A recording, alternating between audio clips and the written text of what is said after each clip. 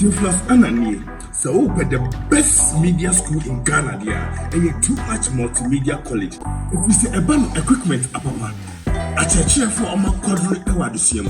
any air conditioned room there, the band media law, advertising, camera handling, and a marketing there. And then a location of a coffee pipe junction. Fanamba ne boasio, na wankasa frɛ. Na obi andada wa, na memo bi nkasa me frama. Wankasa frɛ, abati bi.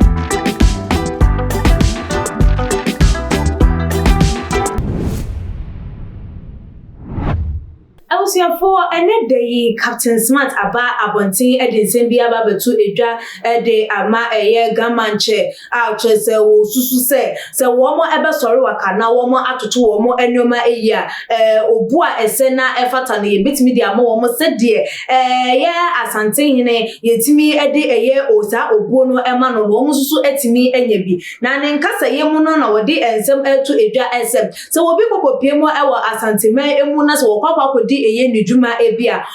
se nipa no ko ekokopie mu ewo eye otumfo wo se tutu na so eye eso ho anase na kache ewo no na okokopie eye respect ede ema no wo kire ne sampa waba eye nukrom ntini de ese na efata no wo de ema na ansa nidwuma die bia no wakọ akwa akodi ehu empempi se eye mampanyi dada eye John Dramani Mahama wo ne eye maame eye Jane Opoku Ajiman wo mokopie mu ewo eho no ye hwe eye mampanyi na nadanko Ekufuado yehwe anyuntofo sa akode ne wo mo keka ho a enye ne ye kase ye bodi a ye be eye de ewie obi a ekokopie mu ewo asante mantem a na chese wo di ne die ekokoma eye otumfo ansa na ne dwumadie wo bedie no wotu eho anamo akwa akodi ye enkane no na nka gama nchensusu no obi hu se wo bakrampa na ode ne ho ekwa akote na so sei maya no krobo se gama ncheba na ne afa krobo ne ye wo so ye to akase ne de kire wo mo ma hyehye atofo ne de keka ho na chese wo mo bu wo mo pa ede chensa obo no krampo eni honu mu ebiem enam sem wo mo amakwan ama politicians no ade wo mo ensa se anasa wo mo eye nneoma bi anu ntini obu ese na efata no yentimi emfa emma eye wo mo nti so wo betimi asore waka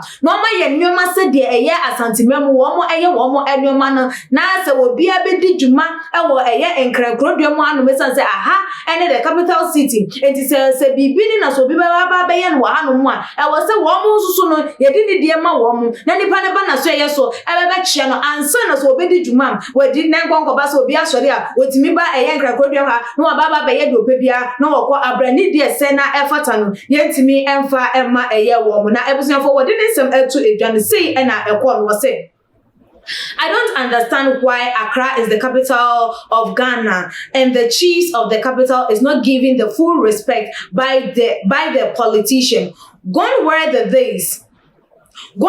days when people run to hide when they see the Gamanche approaching. But this in the case this time, you will even see young ladies dancing to meet him when he is approaching. Politicians are selling and have taken all the lands in Accra like they are the owners of the land. But no, it is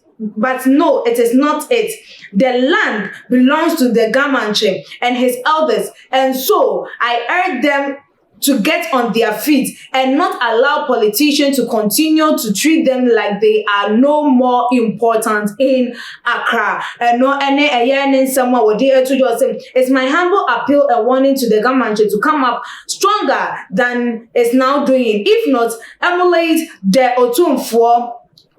what Otumfuo is doing in Kumasi, because the people of Accra are suffering, even though Accra is the capital of Ghana. It is time for the Ghana chiefs to wake up. They have allowed the politicians to have them for granted on their own land, and this is not the same in the Ashanti region and Kumasi, to be specific. Hardly will you see politicians taking decision on a project on the Ghana traditional land where the Ghana chiefs are involved, even on their own land. But whenever they get to Kumasi, they fall on the Asante Otumfuo without hesitating before they go meet the ordinary people. Na eno NHS and someone would they to eja eno no who ne say Gamanche na say ga chiefs no ene penny for one more maimu or my nyoma fo e de ama nkrofo binu mu dodo ama chese obi edi dwuma e wa obi timi e fa asase bi no di eye ni dwuma aba asase no Gamanche na say ga chiefs no na wo hwe eye so asase na eye wo dia wo na wo hwe eye so nuti na wo di sa eye kuro na na mpotemo no eso so ebeye ye den se wo be hu se empenifo na politicians eye bibi na wo be hu se eye ga chiefs ni bi eye involved in it and say wo mo eka wo mo nim se ade we de ya na ya makwa ya na de asase na ma ya na ya ma wo mo kwan se wo mo enye sa dem enu so wo ni se ye befa asantefo no amamre no wo ma kwan a wo mo eye wo mo enioma asinsen so obi ekwa kwadi dwuma bi e wa asante mantemu na wo kwa wo de nanim ekokoche wo tumfo ansan e de na desrede na se de wo baba ye no etu nanim se bia se na bebe ansan na nipa ne krampo na wo be di nanim ama na ye project na se nipa ordinary peoples na wo mo beboa ama dwumedi na tumpo no wakwa committee wo mo enti so mo fa eye that strategy na enu mom ebetimi aboa ama wo man no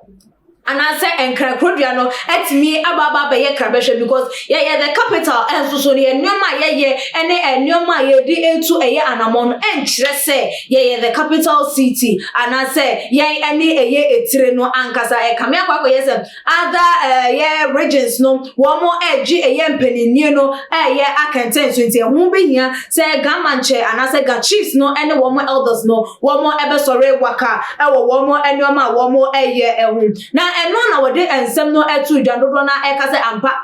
we de ene de ye captain wakasa ewo eye nyansa emu epa eye wakasa ewo nimdie emu esanse de wo kan de eye sa pepepe na eti anase nukuro bi eye de ewom na no de bi no nso ewo ne se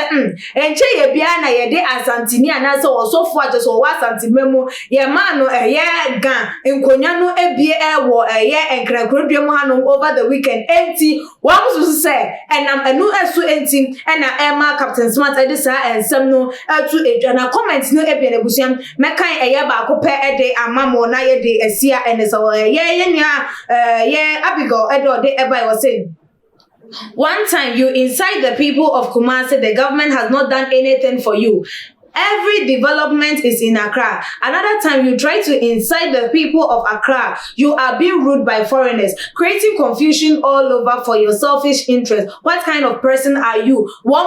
ene a year Captain Smart enya dwen bako adwen cha wo de eba ye eno no hu ni so wono de dane da ye tutu ye eno de eto a ye enkofo entem na eno ma a ye guest enso de boss say Captain, I agree with you on this one. No so eye womo ne no eye adwen no eho